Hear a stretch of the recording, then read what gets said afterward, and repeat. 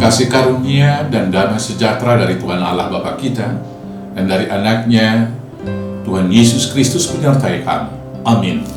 Shalom, saudaraku yang terkasih. Mari muliakan Tuhan dengan semua pekerjaan kita. Diberangkatkan firman-Nya dari Ulangan pasal 4 ayat 10. Tapi baiklah saya bacakan ayat 9 dan ayat 10. Demikianlah firman Tuhan. Tetapi waspadalah dan berhati-hatilah, supaya jangan engkau melupakan hal-hal yang dilihat oleh matamu sendiri itu, dan supaya jangan semuanya itu hilang dari ingatanmu seumur hidupmu. Beritahukanlah kepada anak-anakmu dan kepada cucu cicitmu semuanya itu, yakni hari itu ketika engkau berdiri di hadapan Tuhan Allahmu di Horeb, waktu Tuhan berfirman kepadaku, suruhlah bangsa itu berkumpul kepadaku, maka aku akan memberi mereka mendengar segala perkataanku, sehingga mereka takut kepadaku selama mereka hidup di muka bumi, dan mengajarkan demikian kepada anak-anak mereka.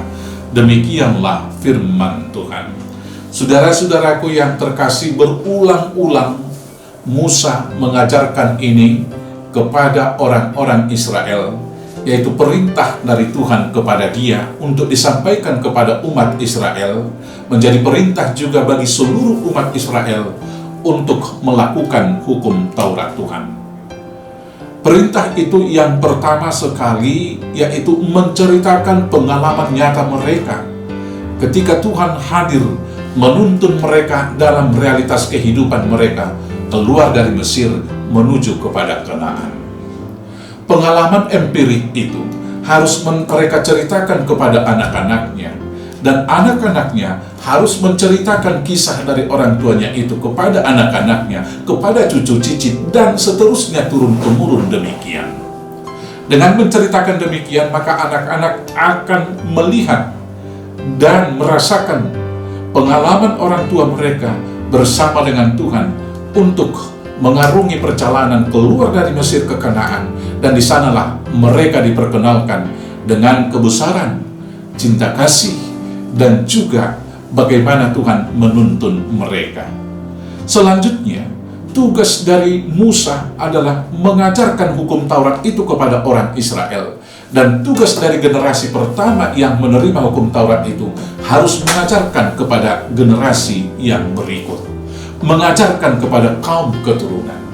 Maka demikianlah tugas kita setiap orang percaya saat ini adalah menceritakan pengalaman empirik kita bersama Tuhan hingga hari ini. Satu hal yang pasti, 2 tahun sudah saya mempunyai pengalaman bahwa Tuhan menyertai saya melewati masa-masa COVID. Ketika banyak dunia dan orang yang panik, kita kemudian diberikan keteguhan, ketenteraman oleh Tuhan bahwa hidup mati hanya di tangan Tuhan. Dan tugas yang berikut dari kita yang hidup saat ini adalah mengajarkan iman percaya kita kepada anak-anak kita, kepada cucu kita, dan kaum keturunan yang berikut. Maka bila ada yang mengatakan kamu adalah Kristen keturunan, maka seharusnya iman itu kita wariskan kepada anak-anak. Soal kemudian pengalaman pribadi dan perjumpaan pribadinya dengan Tuhan, tentu akan ada momentum tersendiri. Yang jelas, tugas generasi yang tua, tugas generasi yang pertama adalah memperkenalkan Tuhan kepada anak-anak dan kemudian mengajarkan seluruh hukum kebenaran yang ada di dalamnya. Mengajarkan itu tentu pertama dengan perkataan, tetapi pengajaran yang berikut adalah dengan tindakan nyata. Ketika kita mengatakan beriman kepada Kristus, maka hidup kita harus hidup yang di dalam Kristus. Selamat mengajarkan dan selamat untuk mewariskan apa yang kita percayai, pengalaman kita dengan Tuhan kepada kaum keturunan kita. Tuhan Yesus memberkati. Amin. Kita bersatu dalam doa. Terima kasih Bapa yang baik.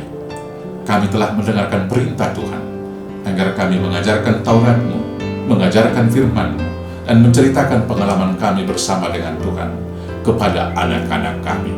Bimbing kami dengan Roh Kudus, agar kami menjadi pengajar yang baik bagi kaum keturunan kami yang berikut. Hanya dalam nama Yesus Kristus Tuhan Juru Selamat kami yang hidup. Amin. Selamat beraktivitas. Tuhan Yesus memberkati. Horas, horas, horas.